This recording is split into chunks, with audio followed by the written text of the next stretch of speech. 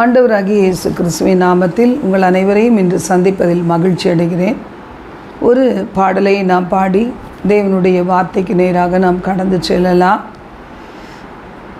எந்த நேசுவே உந்த நேசமே எந்தன் உள்ளம் உருக்கிடுதே, நல்ல பங்கினை நான் அடைந்தேன் திருப்பாதம், வல்ல பராபரனே சரணம்.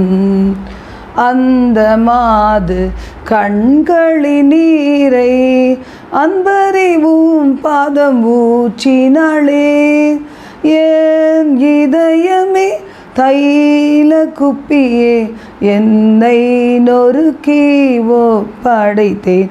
எந்த நேசுவே உந்த நேசமே எந்தன் உள்ளம் உருக்கிடுதே, நல்ல பங்கினை நான் அடைந்தேன் திருப்பாதம், வல்ல பராபரனே சரணம். உம்மை அன்றி ஆதரவில்லை, உம்முகமே எனக்காறுதலே, கைவிடாமல் காக்கும் கரமே கண்கள் அதனை நோக்கிடுதே. எந்த நேசுவே உந்த நேசமே எந்தன் உள்ளம் உருக்கிடுதே, நல்ல பங்கினை நான் அடைந்தேன் திருப்பாதம், வல்ல பராபரனே சரணம். மெய் விஸ்வாச பாதையில் செல்ல மென்மையாகும் அழைப்பை அளித்தே, மெய் விஸ்வாச பாதையில் செல்ல மென்மை மிகும் அழைப்பை அளித்தீர். அன்பு தயவு ஞானம் பொறுமை இன்னும் கிருபை ஈந்திடுமே. எந்த நேசுவே உந்த நேசமே எந்தன் உள்ளம் உருகிடுதே, நல்ல பங்கினை நான் அடைந்தேன் திருப்பாதம், வல்ல பராபரனே சரணம். நல்ல பங்கினை நான் அடைந்தேன் திருப்பாதம், வல்ல பராபரனே சரணம். லக்கை நோக்கி ஓடுகின்றேனே, லாபமும் நஷ்டமென்றெண்ணுகின்றேன். ஒன்றே மனதில் உண்டு நினைவில் சென்றே பரனை கண்டடைவேன். எந்த நேசுவே உந்த நேசமே எந்தன் உள்ளம் உருகிடுதே, நல்ல பங்கினை நான் அடைந்தேன் திருப்பாதம், வல்ல பராபரனே சரணம். ஹல்லேலூயா. இந்த நாளில் கூட ஆண்டவரே, பெண்களாக அதிகமான பேர் தங்களுடைய ஆலயத்திற்கு கடந்து சென்று உபவாசித்து ஜெபிக்கிற நாளப்பா. இல்லை வீடுகளில் ஆலயத்திற்கு போக முடியாத நிலைமையில் தேவனோடு தனிப்பட்ட முறையில் கர்த்தரோடு பேசி கர்த்தரோடு நேரம் செலவழிக்கிற நேரம் இது ஆண்டவரே. இந்த நாளை அவ்விதமாய் நீர் ஆசீர்வதித்து தருவதற்காக நாங்கள் நன்றி செலுத்துகிறோம். ஒருவேளை ஸ்கூல் காலேஜஸ் ஆண்டவரே வேலைகளில் ஒருவேளை லீவு நாட்கள் இருந்துச்சுன்னா அவர்களும் தகப்பனே சகோதரிகளாகிய எங்களோடு கூட இணைந்து ஆலயத்திற்கு வந்து தேவனுடைய நன்மைகளை பெற்றுக்கொள்ள, கர்த்தருடைய இரக்கத்தை பெற்றுக்கொள்ள அநேகருக்கு ஆசீர்வாதமாய் அவர்களையும் கொண்டு வாரும். இன்றைக்கு தேசம் முழுவதும் உலக நாடுகள் முழுவதும் எங்கெங்கே ஆராதனைக்கு ஆண்டவரே ஜனங்கள் ஆயத்தமாகி கொண்டிருக்காங்களோ, என் தேவன் அவர்கள் ஒவ்வொருவரோடு கூட கிருபை இருப்பதாக, இந்த நாளெல்லாம் கிருபை தாங்குவதாக தொடர்ந்து காத்துக்கொள்ளும். எங்களோடு தங்கிரும். இயேசு கிறிஸ்துவின் நாமத்தில் ஜெபிக்கிறோம் எங்கள் ஜீவனுள்ள நல்ல பிதாவே. ஆமென், ஆமென். இந்த நாளில் நாம் பார்க்க போகிற செய்தியின் தலைப்பு, விடாய்த்த ஆத்துமாவை சம்பூர்ணமடைய செய்வார். சம்பூரணத்தை கொடுக்கிற ஒரு நல்ல தேவன் நம்முடைய தேவன். இந்த நாளில் சகோதரிகளாக நாம் ஆலயத்திற்கு கடந்து செல்லுகிற நாள். இந்த நாளை நாம் விசேஷித்து கொண்டிருக்கிறோம். வாலிப பிள்ளைகள், சகோதரிகள் இன்று தங்களுடைய குடும்பத்தின் ரட்சிப்புக்காக, ஆசீர்வாதங்களுக்காக, பலவிதமான பிரச்சனைகள், போராட்டங்கள் அவைகளுக்கு தீர்வு உண்டாக அளவில்லாத ஜெப ஆவி, விண்ணப்பத்தின் ஆவி, மன்றாட்டின் ஆவி, கிருபையின் ஆவிகளை பெற்றுக்கொண்டு அநேகருக்காக ஜெபிக்க நாம் இந்த நாளை தெரிந்தெடுத்திருக்கிறோம். அன்பான சகோதரிகளை இயேசு கிறிஸ்துவின் நாமத்தினால் நான் ஆசீர்வதித்து ஜெபிக்கிறேன்.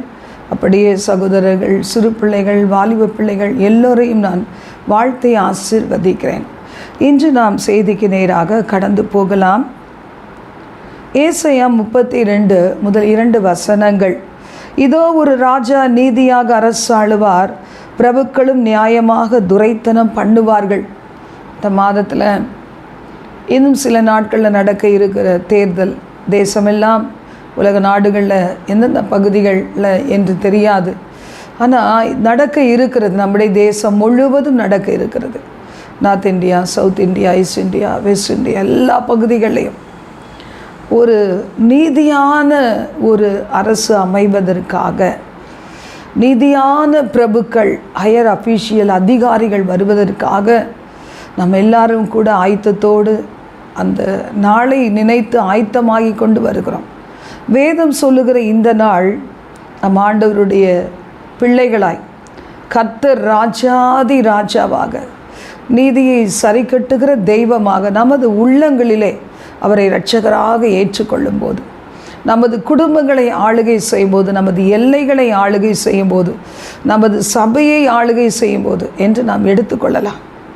ஒருவேளை இந்த பூமியில் நாம் ரட்சிக்கப்பட்ட தெய்வ ஜனங்கள் 1000 வருஷம் ஆண்டவரோடு அரசாட்சி செய்ய போகிற அந்த நாளிலே சொல்லப்பட்டது போல நீதியாக அரசாளுகிற ஆண்டவராகிய கர்த்தர் அரசாளுவார். அங்கே இருக்கிற எல்லாமே நீதியும் நியாயமும் நிறைந்ததாக காணப்படும். ஆனால் இந்த நாட்களுக்கு ஏற்றது போல நாம் தியானிக்கும் போது ஒரு நீதியான, நியாயமான, சமாதானம் நிறைந்த, ஆசீர்வாதங்கள் நிறைந்த, வேதனை இல்லாத ஒரு சுக வாழ்வு நம் தேசத்திற்கு வருமா என்று எதிர்பார்த்து ஏங்கிக் கொண்டு அந்த குறிப்பிட்ட நாளுக்காக காத்திருக்கிறோம். கர்த்தருடைய வார்த்தை சொல்லுகிறது, அவர் எப்படிப்பட்டவர்? காற்றுக்கு ஒதுக்காக, பெருவெள்ளத்துக்கு புகலிடமாக, வறண்ட நிலத்துக்கு நீர்க்கால்களாக, விடாய்த்த பூமிக்கு பெரும் கன்மலையின் நிழலாக இருப்பார். இன்றைக்கு மொத்தத்தில் பார்த்திங்கன்னா நாம் ஆராதிக்கிற கர்த்தர் நமக்கு பாதுகாவலை கொடுக்கிறவர். ஒவ்வொரு நாளும் எவ்வளவோ நல்ல செய்திகளை நாம் கேட்கறதில்லை. தினந்தோறும் ஒரு பயமுறுத்துகிற, வேதனை நிறைந்த, தத்தளிப்பு நிறைந்த ஒரு செய்தி தான் நம்ம எல்லா இடங்களையும் நம்ம கேள்விப்படுகிறோம். இதற்கு நடுவில் ஆண்டவர் எப்படி இருக்கிறாராம்? விடாய்த்த பூமிக்கு பெரும் கன்மலையின் நிழலாக இருக்கிறவர். விடாய்த்து போய் இருக்கு இன்றைக்கி பூமி, நிலங்கள் காய்ந்து போய். இன்னும் 1 மாதம், அடுத்த மாதமும் இப்படி ஒருவேளை வெயில் இருந்தால் நம்முடைய தேசத்தின் அநேக பகுதிகள், குறிப்பாக கிராமங்கள், அவைகளெல்லாம் வெடித்து போன ஒரு நிலங்களைப் போலத்தான் இருக்கும். கர்த்தருடைய வார்த்தை சொல்லுகிறது, ஆண்டவராகிய கர்த்தர் காற்றுக்கு ஒதுக்கு, அவர் நம்மை விட்டு விலகாதவர், பெரு வெள்ளத்துக்கு புகலிடம், வறண்ட நிலத்துக்கு நீர்க்கால், உடாய்த்த பூமிக்கு கன்மலையின் பெரும் கன்மலையின் நிழல். நம்முடைய கன்மலை யார்? ஆண்டவராகிய இயேசு கிறிஸ்துவே நமக்கு நித்திய கன்மலை. அந்த கன்மலையின் வெடிப்பிலே நாம் வந்து எப்போதும் ஒளிந்து கொள்ளுகிறோம். இந்த நாளில் கூட சகோதரிகள் நாம் இரக்கம் கேட்டு தேவனுடைய பாதத்திலே ஒளிந்து கொள்ளுகிறோம். நம்முடைய குடும்பத்தில் இன்னும் ரட்சிக்கப்படாத, ஆண்டவராகிய இயேசு கிறிஸ்துவை இரட்சகராக ஏற்றுக்கொள்ளாத, அநேக பின்மாற்றத்தில் இருக்கிற நமது குடும்பத்தினர் தேவனுக்குள்ளாக வர, நமது பிள்ளைகள், ஒருவேளை சிறிய பிள்ளைகள்லேருந்து பெரிய வயது உள்ளவர்களை வரைக்கும் இருக்கலாம், ஆனால் அவர்களுக்குள் ஆண்டவராகிய இயேசு கிறிஸ்து உன்னதராக இருக்க வேண்டுமே என்று சொல்லி இந்த நாளிலே கர்த்தரை அண்டிக் கொண்டிருக்கிறோம்.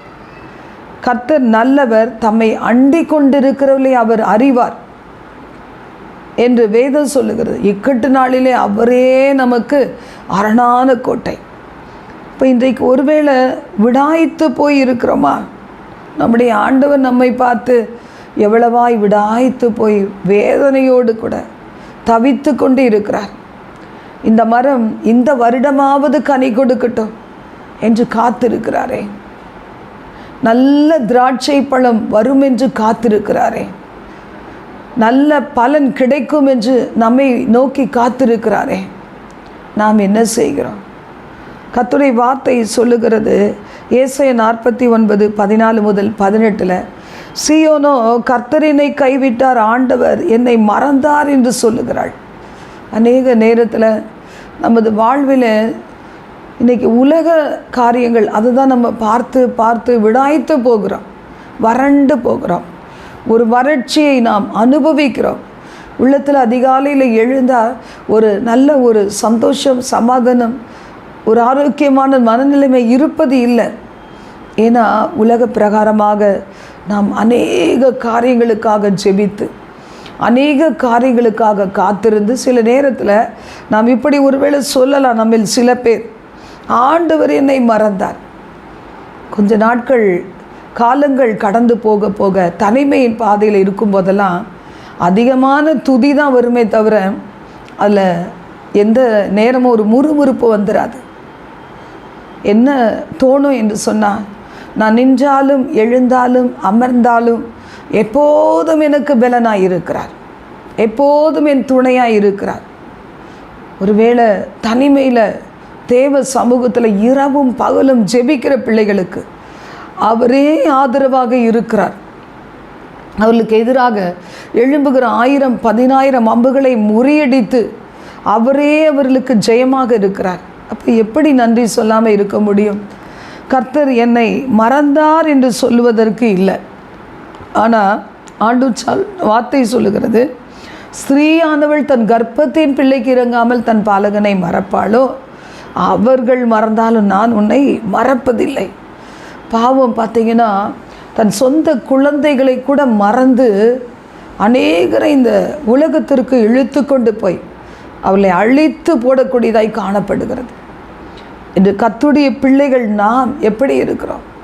அவரது உள்ளங்கரங்களிலே வரைந்து பிள்ளைகளாய் காணப்படுகிறோமா?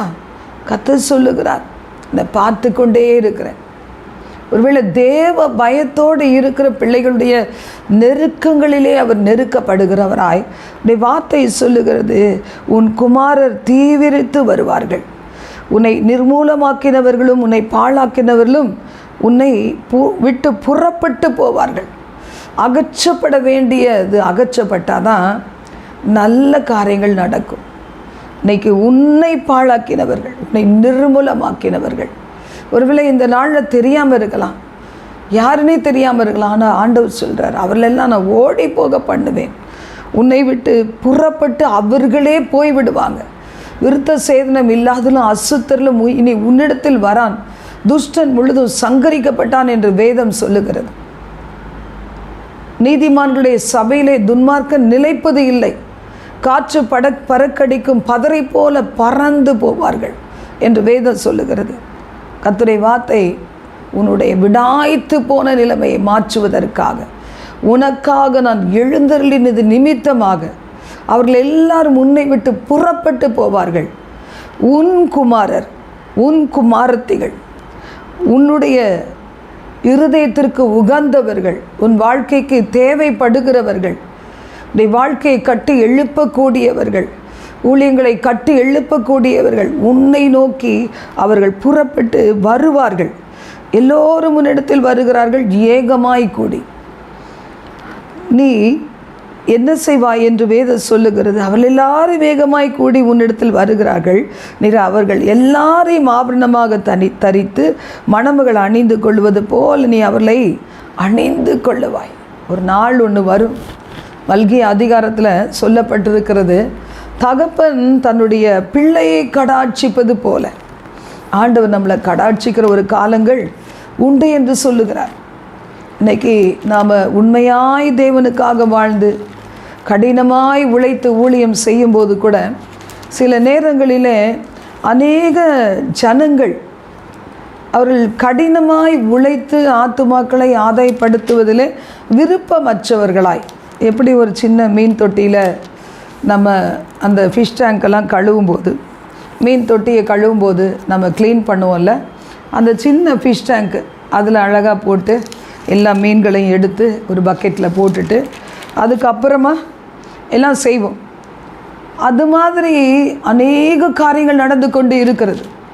பொல்லாத சத்துரு ஒரு புறம் விரோதமாக இருக்கிறான், இனி ஒரு புறம் ஒருவரை ஒருவர் கடித்து பட்சிக்கிற நிலைமையை நாம் பார்க்கிறோம். மல்கியா 3ஆம் அதிகாரத்தில் நாம் வாசிக்கும்போது 17-18, என் சம்பத்தை நான் சேர்க்கும் நாளிலே அவர்கள் என்னுடையவர்களாக இருப்பார்கள் என்று சேனைகளின் கர்த்தர் சொல்லுகிறார். ஒரு மனுஷன் தனக்கு ஊழியம் செய்கிற தன்னுடைய குமாரனை கடாட்சிக்கிறது போல நான் அவர்களை கடாட்சிப்பேன். அப்பொழுது நீங்கள் நீதிமானுக்கும் துன்மார்க்கனுக்கும், தேவனுக்கு ஊழியம் செய்கிறவனுக்கும் அவருக்கு ஊழியம் செய்யாதவனுக்கும் இருக்கிற வித்தியாசத்தை திரும்பவும் காண்பீர்கள்.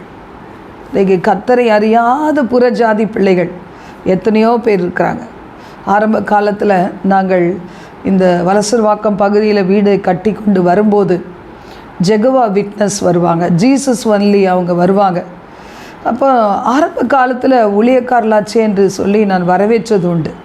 அதுக்கு பிறகு அவங்க வந்து வேதத்தை எடுத்து சொல்லும்போது அவர்களுடைய சொல்லுகிற சுவிசேஷம் நமக்கு ஒத்ததாக இல்லாத போது நான் சொல்லுவேன், இங்கே பாருங்க எவ்வளோ வீடுகள் இருக்குது, இயேசுவை அறியாத புறச்சாதிகள் இருக்கிறாங்க, அங்கே போய் சொல்லுங்கள், நான் இயேசுவை ஏற்கனவே நான் ஏற்றுக்கொண்டிருக்கிறேன் என்று சொல்லி அவர்களை அனுப்பும்போது மிகவும் கோபத்தோடு போவாங்க. இன்றைக்கி ஜெகவா விட்னஸ் ஜீசஸ் ஒன்லி மட்டும் இல்லை, இன்றைக்கி நிறைய ஆவிக்குரிய சபைகள் கூட சின்ன மீன் தொட்டியில் மீன் பிடிக்கிறாங்க. ஆச்சரியமாக இருக்குது. பறந்து விரிந்து கிடக்கிற உலகத்தில் எத்தனை ஆத்துமாக்கள் வலது கைக்கும் இடது கைக்கும் வித்தியாசம் அறியாமல் எவ்வளோ பிரச்சனைகளில், வியாதிகளில், போராட்டங்களில் அப்படி தான் எங்களுடைய ஊழியத்துக்கு வருகிறாங்க.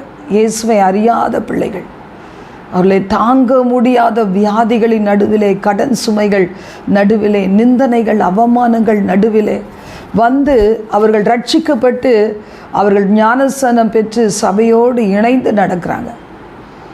அதுதானே ஆண்டவர் செய்ய சொன்னார். அப்போஸ்தலர்கள் காலத்தில் அப்படித்தானே சபையோடு ஜனங்கள் சேர்க்கப்பட்டாங்க. அனுதினமும் ரட்சிக்கப்படுகிறவர்களை கர்த்தர் சபையிலே சேர்த்து கொண்டு வந்தார் என்று வேதம் சொல்லுகிறது. ஆனால் இந்த நாட்களில் ரட்சிக்கப்பட்டவர்கள் தான் இங்கேயும் அங்கேயுமா அலைகிற ஒரு மோசமான காலத்திலே நாம் வாழ்ந்து கொண்டு இருக்கிறோம். சில நேரம் விடாய்த்து போகிறோம் ஊழியர்கள், விடாய்த்து போகிற ஊழியர்கள் இருப்பாங்க. ஜனங்களும் ஒரு பக்கம் விடாய்த்து போயிடுவாங்க. எந்த சத்தியத்தை நாம் ஏற்றுக்கொள்வது ஒன்றும் தெரியலையே. அவர்களும் அந்த சத்தியத்தை புரிந்து கொள்ள முடியாதபடி பல விதமான காரியங்கள் அங்கு சொல்லப்படும்போது தாங்களாகவே தேவனை தேட முடியாது போல என்று நினைத்து எந்த பகுதியில் போகிறதுன்னு அங்கலாய்க்கிற பிள்ளைகள் அநேகர் காணப்படுகிறாங்க. கர்த்தருடைய வார்த்தை சொல்லுகிறது, நம்முடைய விடாய்த்த ஆத்துமாவை சம்பூர்ணமடைய செய்கிற ஒரு தேவன் இருக்கிறார். இன்றைக்கி ஏசாயா 49 பார்த்தீங்கன்னா நான் வாசிக்கும்போது 24, பராக்கிரமன் கையிலிருந்து கொள்ளை பொருளை பறிக்கக்கூடுமோ? பராக்கிரமன் தானே, பலவான் தானே இன்றைக்கி எல்லா ஜனங்களையும் கைக்குள்ளே போட்டு அவர்கள் இயேசு கிறிஸ்துவை அறிய முடியாதபடி, அறிந்தாலும் பின்தொடர முடியாதபடி, பாவத்தை விட்டு விலகாதபடி கொள்ளையடித்து வைத்திருக்கிறான். அதனால தான் கர்த்தருடைய வார்த்தை சொல்லியிருக்கிறது, வெண்கல கதவுகளை உடைத்து இருப்பு தாழ்பாள்களை முறித்து அந்தகாரத்தில் இருக்கிற பொக்கிஷங்களையும் ஒளிப்பிடத்தில் இருக்கிற புதையல்களையும் உனக்கு தருவேன், என்னை கேளும், அப்பொழுது நான் உனக்கு ஜாதிகளை சொந்தமாக, ஜனங்களை சொந்தமாக, ஜாதிகளை உனக்கு சுதந்திரமாக தருவேன் அப்படின்னு ஆண்டவர் சொல்லியிருக்கிறார். இவ்வளோ பெரிய ஆத்தும ஆதாய பணியில் நம்ம வாழணும். நம்ம வாழ வேண்டிய நாம் என்ன செய்து கொண்டு இன்றைக்கு இருக்கிறோம்? சகோதரிகள், உங்களுக்காகவே நீங்கள் வாழ்கிறீங்களா? கவலைப்பட்டு கொண்டே இருக்க ஆண்டவர் சொன்னார். விடாய்த்து போய் இருக்கிறது கர்த்தருக்கு பிடிக்குமா? ஆண்டவர் விடாய்த்து போன ஆத்துமாவை சம்பூர்ணமடைய செய்கிற ஒரு தேவன். குடும்பத்தில் சகோதரிகள் தான் ஒரு விளக்கை போன்றவர்கள். அவங்க சந்தோஷமாக இருந்தால் முழு குடும்பம் சந்தோஷமாக இருக்கும். அவங்க சமாதானம் நிறைந்தவர்களாக இருந்தால் அந்த குடும்பத்தில் சமாதானம் உண்டாகும்.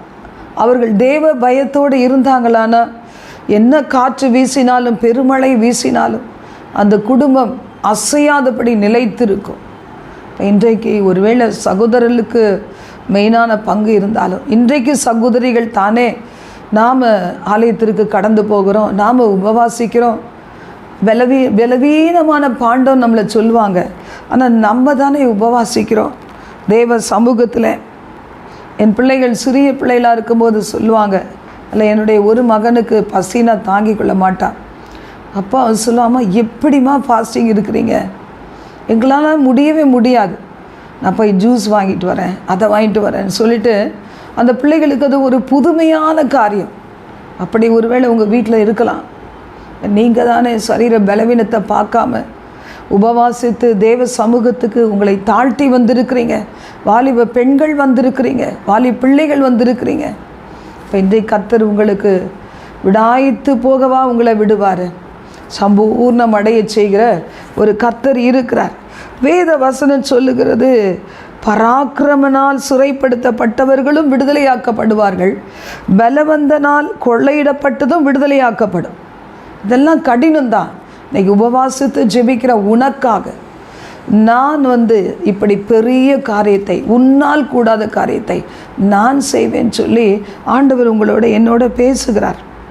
வசனம் சொல்லுகிறது, உன்னோட வழக்காடுகளோட நான் வழக்காடி உன் பிள்ளைகளை ரட்சித்து கொள்ளுவேன், உன்னை ஒடுக்கினவர்களுடைய மாம்சத்தை அவர்களுக்கே தின்ன கொடுப்பேன். மதுபானத்தால் வெறி கொள்வது போல தங்களுடைய இரத்தத்தினால் வெறி கொள்ளுவார்கள்.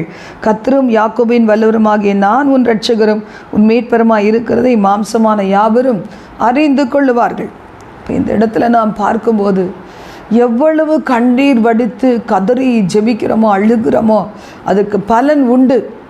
நம்முடைய ஆண்டவர் இரக்கத்தில் ஐஸ்வர்யம் உள்ளவர்.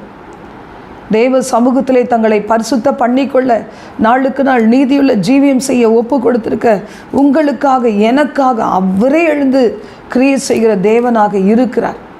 திக்கற்ற பிள்ளைகள் விதவைகளுடைய வழக்கை விசாரிக்கிறவர், அவருடைய கண்களை பூத்து போக விடாதவர். யோபு அவருடைய நல்ல சீர் நிறைந்த நாளை நினைக்கிறார். அப்போ சொல்லுகிறார், அந்த நாளில் என் சீர் எப்படி இருந்துச்சு, எந்த ஒரு விதவையுடைய கண்ணையும் நான் பூத்து போக விடலை. அவங்களுக்கு என்ன தேவை உண்டோ அதையெல்லாம் நான் அவர்களுக்கு செய்தேன். அவருடைய பிள்ளைகளுக்கு அவர்களுடைய வழக்கை நான் தீர்த்து வைத்தேன். அப்படி சமுதாயத்தில் ஒரு பரிசுத்தமும் நீதியுமாய் நான் ஜீவித்தேன். என்னை மதிக்கத்தக்க விதத்தில் என்னுடைய பொருளாதார நிலைமை இருந்தது, என் குடும்பத்தின் அந்தஸ்து இருந்தது, ஆசீர்வாதம் இருந்தது என்று அங்கலாய்த்தார். ஆனால் மறுபடி அதை பெற்றுக்கொண்டார். இன்றைக்கி எல்லா துக்கத்துக்குமே ஒரு முடிவு உண்டு. லூக்கா 12:4 முதல் 7 வசனங்களில் சொல்லப்பட்டிருக்கு. இந்த அதிகாலையில் எழுந்த நேரத்தில் இருந்து ஒரு பயத்தோடு இருக்கிறீங்களா? நாளைக்கு என்ன செய்வோம் என்று வேதனையோடு இருக்கிறீங்களா? இந்த பிள்ளைகள் இப்படியே இருந்தால் இவளுடைய வாழ்க்கையின் கதி என்ன ஆகும்? படிக்காமல் இருக்கிறாங்களே, காலேஜுக்கு போகாமல் இருக்கிறாங்களே, போனாலும் இவ்வளவு செலவு பண்ணி இருக்கிற அந்த சீரியஸ்னஸ் தெரியலன்னு நினைக்கிறீங்களா? ஆண்டவர் எல்லாவற்றுக்கும் ஒரு முடிவு வைத்திருக்கிறார். வசனம் சொல்லுகிறது, என் சிநேகிதராகிய உங்களுக்கு நான் சொல்லுகிறேன், சரீரத்தை கொலை செய்து அதன் பின்பு அதிகமாக ஒன்றும் செய்ய திராணி இல்லாதவர்களுக்கு பயப்படாதிருங்கள். இன்றைக்கி சத்துருக்கள் எந்த விதத்தில் வேணால் விரோதமாய் வரலாம். ஒருவேளை நம்முடைய பிள்ளைகள் இப்படிப்பட்ட பாவம் நிறைந்த உலகத்தில் சிக்கி விடுவார்களோ என்று பயந்து நடுங்கி கொண்டிருக்கலாம். கர்த்தருடைய வார்த்தை சொல்லுகிறது, அவர்களால் ஒன்றும் செய்ய முடியாது. கொலை செய்த பின்பு நரகத்திலே தள்ள வல்லமை உள்ளவருக்கு பயப்படுங்கள், அவருக்கே பயப்படுங்கள். ஒருவேளை இந்த வருஷத்தில் இன்னும் அதிகமான ஃபீஸ் வாங்கிட்டாங்கன்னா, இனியும் விலைவாசி உயர்வு வந்துச்சுன்னா கரண்ட் பில்லுடைய அதுக்குடைய அமௌண்ட்டு ஒருவேளை அதிகமாயிடுச்சுன்னா, இப்படி ஒருவேளை இவர்கள் எனக்கு விரோதமாக எழும்பிட்டாங்களா, என்ன செய்வேன், என்ன கேட்டால் என்னால் பதில் சொல்ல தெரியாதே என்றெல்லாம் கூட நீங்கள் பயப்பட்டு கொண்டு இருக்கலாம். ஆண்டவருடைய வார்த்தை சொல்லுகிறது, அவர்களை குறித்து நீ பயப்படாதே. நான் 2 காசுக்கு 5 அடைக்கலான் குருவி விற்கிறாங்க, ஆனால் ஒன்று கூட தேவனால் மறக்கப்படுவது இல்லை. ஒருவேளை நீ அற்பமாய் நினைக்கப்பட்டாலும் இந்த உலகத்தில் நான் உன்னை மறந்து போவதே இல்லைன்னு ஆண்டவர் சொல்கிறார். உன் தலையில் உள்ள மயிரெல்லாம் எண்ணப்பட்டிருக்கிறது, பயப்படாதே. அநேகம் அடைக்கலான் குருவியை பார்க்கிலும் நீ விசேஷித்தமானவள் என்று ஆண்டவர் சொல்லுகிறார். இன்றைக்கி அநேக நேரத்தில் மனுஷ உதவிலாம் இல்லாமல் போகும்போது தான் பாருங்கள், நமக்குன்னு ஒரு விசுவாசம் அப்படியே பொங்கி எழும். எல்லா வாசலும் அடைக்கப்பட்டாயிடுச்சு, இனி எனக்காக நான் தானே எழும்பணும் என்று சொல்லும்போது நமக்குள்ள அன்னைக்கு 38 வருஷம் திமிர்வாதக்காரனாக இருந்தவன் எப்படி எழுந்தானோ, பேதுருடைய மாமி இயேசு கைவச்ச உடனே அந்த காய்ச்சல் நின்றுச்சு, உடனே எழுந்து பணிவிடை செய்ய ஆரம்பித்தாளோ, அதுபோல் ஒரு உன்னதத்தின் பலன் உங்க மேலே இறங்கும். எந்தெந்த சுகவீனம் பலவீனங்களினால், எதிர்பாராத நடந்த சம்பவங்களினால் இன்றைக்கி சரீரத்தில் பாடுகளை சுமந்து ஏதாவது ஒரு கொழுக்கொம்பை அதை தேடி அலைகிறலை போல காணப்படலாம். ஆண்டவரே அந்த இடத்துல வந்து நிற்பார். நினைத்து பார்க்காத விதங்களிலே அவரே நமக்காக செயல்படுவார். அநேக காலங்கள் தொடர்ந்து இருந்த பிரச்சனைகள் நாம் தேடி கூட காணாதபடி செய்வார். எந்த ஒரு மகன் அல்லது எந்த ஒரு மகள் இல்லைனா எந்த ஒரு காரியம் உங்கள் மனதின் ஆழத்தில் வேதனை கொடுத்து கொண்டிருக்கிறதோ, இரவும் பகலும் ஒரு வேதனையான உணர்வு, ராத்திரி தூங்குற வரைக்கும் வேதனை, எழுந்தாலும் அதே யோசனை, எல்லாவற்றுக்கும் ஒரு முடிவை வைத்திருக்கிறார். விடாய்த்து போன ஆத்துமா. கர்த்தருடைய வார்த்தை சொல்லுகிறது, எரேமியா 31:23 முதல் 32, சிறையிருப்பு மாறும் காலம் உண்டு. எத்தனையோ விதமான சிறையிருப்பு இருக்கலாம், ஆனால் அந்த சிறையிருப்பு மாறுறது ஒரு செகண்டில் நடந்துடும். இஸ்ரவேல் தேவனாய் கர்த்தர் சொல்லுகிறது என்னவென்றால், நான் அவர்கள் சிறையிருப்பை திருப்பும்போது, நீதியின் வாசஸ்தலமே, பரிசுத்த பர்வதமே, கர்த்தர் உன்னை ஆசீர்வதிக்க கடவர் என்கிற வார்த்தையை யூதாவின் தேசத்திலும் பட்டணங்களிலும் சொல்லுவார்கள். அதிலே யூதாவும் அதனுடைய எல்லா பட்டணங்களின் மனுஷரும் பயிரிடும் குடிகளும் மந்தையை மேய்த்து திரிகிறவர்களும் ஏகமாய் குடியிருப்பார்கள். இன்னைக்கு எவ்வளோ காலங்கள் வேணும்னா நம்ம ஒருவேளை ஒரு முட்களின் நடுவில் இருந்தது போல, பழிச்சொல்களின் நடுவில், நிந்தனைகள் நடுவில், அவமானங்களின் நடுவில் இருந்தது போல இருக்கலாம். ஆனால் இன்னைக்கு கர்த்தர் புதிய காரியத்தை செய்வேன்னு சொல்லியிருக்கிறாரே. விடாய்த்த ஆத்துமாவை சம்பூர்ணமடைய பண்ணி தொய்ந்த எல்லா ஆத்துமாவையும் நான் நிரப்புவேன் அன்று சொல்கிறாரு. ஒரு காலத்தில் அடுக்கடுங்கான வேதனைகள் பிடுங்கவும் கர்த்தருடைய வார்த்தை சொல்லுகிறது, பிடுங்கவும் இடிக்கவும் நிர்மூலமாக்கவும் அழிக்கவும் தீங்கு செய்யவும். 28ஆம் வசனம், எப்படி ஜாக்கிரதையாக இருந்தேனோ அப்படியே கட்டவும் நாட்டவும் அவர்கள் மேல் ஜாக்கிரதையாக இருப்பேன் என்று ஆண்டவருடைய வார்த்தை சொல்லுகிறது. எதையுமே 31-33 நீங்கள் வாசித்து கொள்ளுங்கள். அதுலேயும் வாசிக்கிறோம், இஸ்ரவேல் குடும்பத்தோட பண்ண போகிற உடன்படிக்கை என்ன, என் நியாயப்பிரமாணத்தை அவள் உள்ளத்திலே எழுதுவேன், வைத்து அதை அவள் இருதயத்தில் எழுதி அவளுடைய தேவனாயிருப்பேன், அவள் என் ஜனமாயிருப்பார்கள். இந்த நம்பிக்கைக்குள்ளே வந்துச்சோம்னா யாரோ ஒருத்தர் நமக்கு போதிக்கணும்னு இல்லை, நம்முடைய தேவனே நமக்கு போதிப்பார், சொல்லி கொடுப்பார். அவர்கிட்ட கற்றுக்கொள்வதற்கு மட்டும்தான் நமக்கு இருதயம் வேணும். இயேசு கிறிஸ்து கற்றுக்கொள்ளுகிறவனை போல காலை தோறும் என்னை எழும்ப பண்ணினார் என்று சொல்லுகிறார். இன்னைக்கு உங்களை என்னையும் பார்த்து ஆண்டவர் அப்படியே ஆசீர்வதிக்கிறவர். தாவீது கூட, நான் போயிட்டு திரும்பி நான் இழந்ததையெல்லாம் பெற்றுக்கொண்டு திரும்பி வருவேன் என்று போகும்போது சிலர் விடாய்த்து போய் அவர்கள் இருந்த இடத்துல இருந்துச்சாங்க, நாங்கள் வரல என்று சொல்லும்போது. ஆனால் தாவீது கொள்ளை பொருளை எடுத்துக்கொண்டு வரும்போது அந்த அந்த விடாய்த்து போனவர்களுக்கு கூட கொடுக்குறார். எவ்வளோ நல்ல ஒரு ஸ்பாவம். இன்றைக்கி தேவன் அப்படித்தான் நம்மையும் அவர் நினைந்தருளுகிற கர்த்தராக இருக்கிறார். இன்றைக்கி சில நேரம் அந்த காலங்கள்லாம் பாஸ் மார்க் வரல, ஒரே ஒரு சப்ஜெக்டில் 1 மார்க்கு ஃபெயில் ஆக்கி போட்டிருப்பாங்க. அப்போ அந்த நாளில் போய் அவங்க டீச்சர்கிட்ட மிஸ்கிட்ட போய் கொஞ்சம் ரெக்வஸ்ட் பண்ணோம்னா என்ன செய்வாங்க, அங்கங்கே அப்படியே மார்க்கு போட்டு அதை வர பண்ணிடுவாங்க. அப்போ நம்ம வீட்டில் கொண்டு வந்து ப்ரோக்ரஸ் காமிக்கும்போது சந்தோஷமாய் ஒரு நிம்மதியோடு காமிக்க முடியும். இந்த நாட்கள்லாம் அதுக்கே தேவையே இல்லை, அவங்களே எல்லாம் பண்ணிக்கொள்கிறாங்க பிள்ளைங்க. அது தவறு இல்லைன்னும் சொல்கிறாங்க. அப்போ இன்றைக்கி காலங்கள் மாறிடுச்சு. தேவனோ மாறாத தேவன். விடாய்த்து போய் நீ காணப்படுகிறாயா? ஆனால் விடாய்த்து போன உன்னுடைய ஆத்துமாவை சம்பூர்ணம் அடைய பண்ணி ஒருத்தர் அப்படி இருக்கும்போது பாருங்கள், டோட்டல் குடும்பம் பாதிக்கப்படுகிறது. இன்றைக்கி சத்துருக்கள் அதனால்தான் சரியான ஒரு நபர், ஒரு குடும்ப தலைவர் இல்லைனா வாலிப பிள்ளைகள் யார் அந்த குடும்பத்திற்காக தேவனால் முன்னறியப்பட்டு ஒரு நல்ல போஸ்டில் அவளை கொண்டு பெரிய திட்டம் வச்சுருக்கிறார், அவர்கள் மேல் தான் கண்ணை வைப்பாங்க. ஒரு குடும்ப தலைவனை கட்டிட்டா, ஏதாவது ஒரு பாவத்தில் விழ பண்ணிட்டா, அந்த முழு குடும்பத்தின் நன்மைகளும் இன்றைக்கி அழிக்கப்பட்டு போயிருமே. அவன் அறிந்து அப்படியாய் செயல்படுகிறான். அவன் ஞானத்தை நம்ம ஜெயிக்கணும். ஞானிகளின் ஞானத்தை அவமாக்குகிற தேவன், கதைகளை அபத்தமாக்குகிற தேவன்.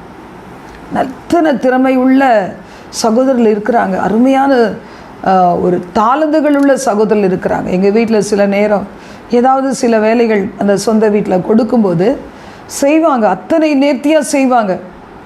ஆனால் அத்தனை பணத்தையும் குடியிலே குடித்து தீர்த்துருவாங்க.